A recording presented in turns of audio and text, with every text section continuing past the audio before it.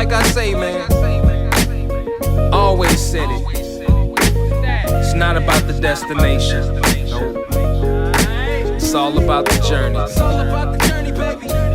Et donc on est avec Rémi Bonnet. Salut à toi Rémi. Salut. Un grand merci de nous accorder autant de disponibilité juste au lendemain d'avoir pris ton vol retour depuis la Holla des Nouria. Pas de problème.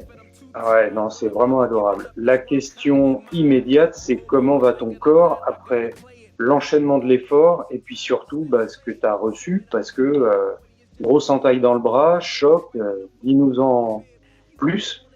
Ouais, après, niveau physique, je suis assez bien. J'ai déjà bien récupéré. Je suis allé à vélo ce matin. Là, les jambes répondent bien. Du coup, je pense que tout est ouvert aussi pour le marathon du Mont Blanc pour la prochaine dans 3 semaines.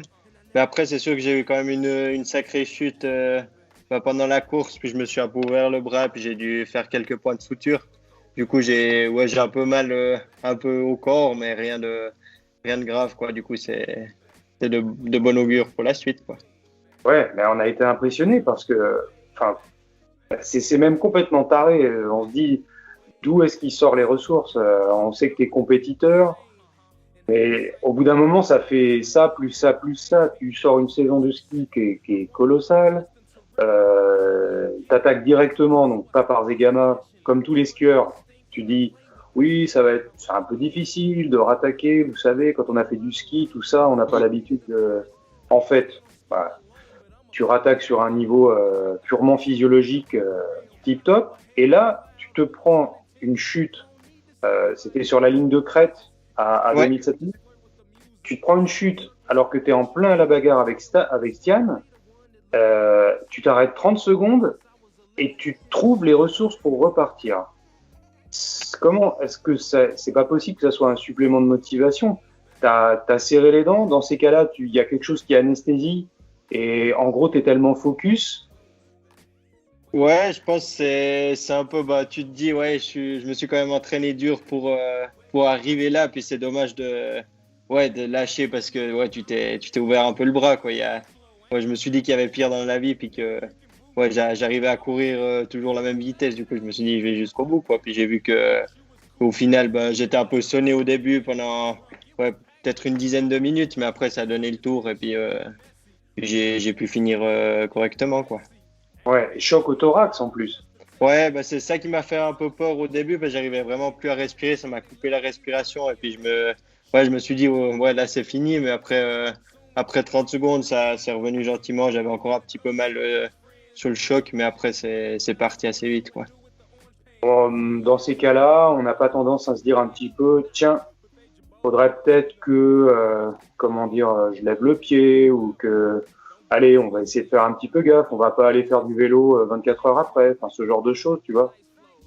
Ouais, après c'était une chute, mais je veux dire c'était pas non plus la monstre chute où tu peux pas te relever, quoi. Après c'était un peu le choc qui m'a un peu stoppé pendant un moment, mais après j'ai un peu checké tout le corps, puis j'ai vu qu'il y avait rien de grave à part la coupure, et puis ça c'est du superficiel, quoi. Ouais, c'est nous en plus qui sommes trop sensibles. Bon, la Ola des Nouria, donc course espagnole dans le Val des Nouria, qui a pris la place de Zegama cette année par le fait des choses. Comment tu pourrais décrire cette course qui, je pense, il y a peu de gens qui la connaissent. Quand on regarde le profil, on se dit que ça va être surtout de la grande montée, donc il va falloir vraiment attaquer au niveau cardio, au niveau puissance pure, en ascensionnel. Après, on voit que c'est technique sur la ligne de crête, mais bon, on se dit que c'est surtout une course qui va solliciter les cannes en côte, mais qui a une technicité modérée. Toi, comment tu l'as vécu? Déjà, comment tu l'as décrit et comment tu l'as vis, cette course-là, cette épreuve-là dans le circuit par rapport aux autres courses éventuelles des Golden Trail? Ouais, après, ce qui était vraiment spécifique à la course, c'était surtout l'altitude, parce qu'on partait de 2000, puis tu montes direct à 3000 en une montée. Le reste, ça vacille entre 2007 et 2009, toute la crête. Après, tu repiques jusqu'au village. Mais ouais, c'était vraiment un peu le challenge, un peu pour tout le monde, de ne pas partir trop vite pour pas se griller un peu dans la première bosse, parce que quand tu es en altitude, après, si tu es dans le rouge, c'est difficile de se remettre de l'effort que tu as fait avant. Du coup, j'ai essayé de bien gérer la première bosse parce que je savais que j'étais en forme en bosse et puis que je pouvais vraiment faire un écart sans me puiser trop dans mes réserves. Puis après, dans les descentes, il y a Stian qui m'a rejoint.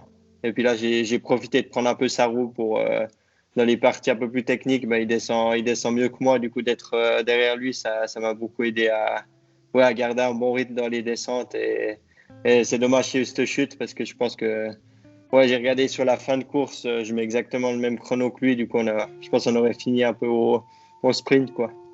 Ah, tu penses tu penses que vous auriez été côte à côte? Enfin, on ne sait jamais ce que donne un sprint, mais moi, perso, quand on voit les écarts, on se dit que sans la chute, tu avais la capacité de passer devant.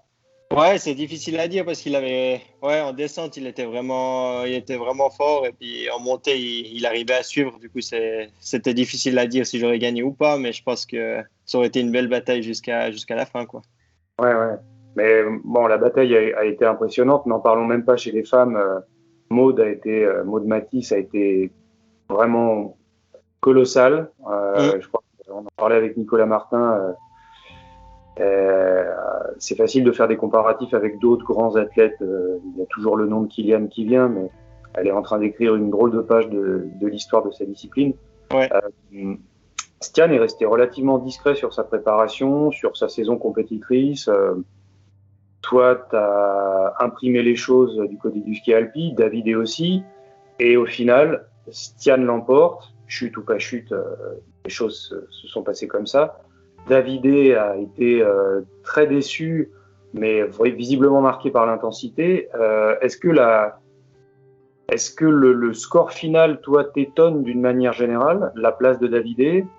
Est-ce que la chaleur, quand on voit aussi les organismes qui arrivaient sur la ligne d'arrivée en voyant les images, tu penses à jouer un rôle dans les écarts? Ouais, après je savais que les 5 premiers c'était déjà un peu écrit. Je pensais que Bart aurait été un peu plus fort que ça, mais je pense qu'il a eu quelques soucis de blessure là en début de saison. Du coup, je pense que c'est pour ça qu'il n'est pas trop en forme maintenant. Mais Thibaut Barognan, encore solide, hein. Il s'accroche encore une fois, il est toujours là. Ouais, moi je savais qu'il était en forme parce qu'on s'est un peu entraîné ensemble les jours avant. Là, on a fait le voyage ensemble. Du coup, j'ai vu qu'il était en forme, puis je savais qu'il allait faire dans les 5. C'était peut-être pas sûr, mais je pensais qu'il allait être dans le game, quoi. Du coup, Est-ce qu'il était content, Thibaut? Ouais, je pense qu'il a fait une sacrée course. Il a bien géré son truc. Puis en montée, je pense qu'il s'est encore bien amélioré par rapport à l'année passée.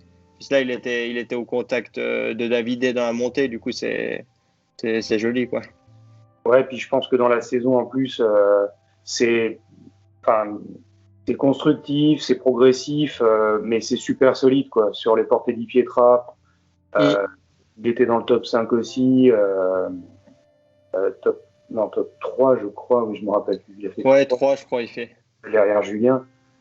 Donc, non, bref, on a vraiment l'impression que le corridor vers le marathon du Mont Blanc, là, est totalement ouvert et la chaleur vous a pas trop fait souffrir? Mais ça allait parce que à 2000, tu as quand même pas mal d'air un peu frais. Puis après, quand on était sur la crête, il y avait pas mal de vent. Du coup, j'ai pas trouvé qu'il faisait trop chaud, quoi. Ouais, puis c'était relativement court, hein, quand on voit un effort de 2h04, 2h04 à 2h10. Justement, la Ola des Nouria par rapport au circuit Golden Trail, pour ceux qui ne connaîtraient pas, est-ce que ça t'a fait penser à une épreuve notamment suisse, toi qui aimes bien, tu sais, ces courses courtes où tu vas le dimanche sans flonflon, tu repars avec un t-shirt, mais tu fais 20 km et tu termines avec le goût du sang, là, les courses dont parle plus souvent Alexis Sednek, qui adore ça. Est-ce que ça peut te faire penser à ça? Et est-ce que on pourrait la rapprocher d'une certaine course des Golden Trail, peut-être une Skyline ou quelque chose comme ça? Ouais, je dirais que ça se rapproche beaucoup des Dolomites, là. Parce que c'est vraiment... tu vas en altitude, puis c'est une grosse montée. Et les Dolomites, c'est ça, quand tu montes en altitude, puis tu redescends au village, quoi. C'est juste, t'as pas toute cette crête. Mais niveau chrono et distance et dénivelé, c'est un peu la même chose que les Dolomites. Ouais. Tu penses donc qu'en fait, elle a vraiment une place intéressante et une carte à jouer dans les Golden Trail ou en toute honnêteté, hein, Ah oui, moi je pense que pour moi je pense que c'est un des plus beaux parcours que j'ai fait faire des courtes distances comme ça parce que t'as un paysage de dingue et puis l'endroit il est génial quoi. Tu montes avec le train, t'as rien autour, c'est 100% des chemins, t'es tout sur la crête et puis t'as pas beaucoup de courses qui sont 100% vraiment trail quoi. ouais, mais vraiment typé skyrunning avec Voilà ouais. cette ligne de crête, ouais, qui pourrait peut-être faire penser à des épreuves italiennes type Kima ou Limone ou en plus court quoi. Ouais. D'accord. Bon, donc ça veut dire que le Mont Blanc, c'est l'azimut. Un bel azimut, puisque t'es trahi, enfin on s'en doutait, mais ça a été spontané dans ta première phrase, je suis en pleine forme pour le Mont Blanc. Tous les indicateurs sont au vert, tu te projettes sur le Mont Blanc en perf pur et dur, tu as déjà un gros ticket de prix là sur le circuit Golden mondial. Bon, la finale en Argentine, c'est vrai qu'on y pense beaucoup, mais allez, on va pas commencer à mettre des billets là-dessus, on va y croire et puis c'est tout, parce que la situation est quand même assez différente. On va passer directement après le Mont Blanc. Déjà, le Mont Blanc, à ton avis, tu verrais qui plutôt de ce que tu as senti? Plutôt Stian, David et toi, à peu près le même top 5, ou tu penses qu'il y aurait peut-être un ou deux qui étaient peut-être pas en forme? Je sais pas si Sylvain, du coup, s'aligne ou pas, Cachard. Non, je crois qu'il vient pas. Il fait Sierzinal, je crois. Ah oui, Sardinal. Tu verrais qui et après, tu te projettes sur quoi? N'oublie pas que tu vas faire la saison complète. Ouais, je pense qu'il y aura un peu les mêmes qu'il y avait à Ola, là. Peut-être Bart qui sera un peu en meilleure forme. Après, je pense que Thibaut, il peut sortir aussi une belle perf parce il la connaît vraiment bien cette course et puis chaque année, il fait un peu mieux. Du coup, c'est aussi possible qu'il soit là avec nous devant pendant la course. Puis après, il y a aussi des Américains qui vont venir, genre Andy Walker, là. S'il gère bien sa course, il peut aussi faire une belle, aussi un beau top 5. Et puis, je pense que ça va être assez discuté, quoi. Ouais, un plateau sur les Golden cette année qui est phénoménal. Le Mont Blanc, on le connaît pas encore en détail, mais tout ce qu'on sait, en tout cas les infos qui circulent, c'est que ça sera un événement mais absolument colossal en termes de niveau. Tu seras après sur le Dolomitic Run à Kanazae? Ouais. D'accord. Toujours pas le 60 km? Non. Bon. Écoute, en tout cas, attention peut-être à la récupération. Merci pour ton feedback, c'est super d'avoir pris le temps.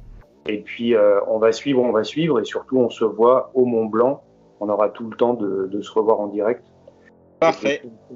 Avant, déjà, et après. Prends soin de toi, soigne-toi, et puis bonne récup et surtout bravo pour ce truc enlevé au forceps. Merci, bye bye. Salut Rémi.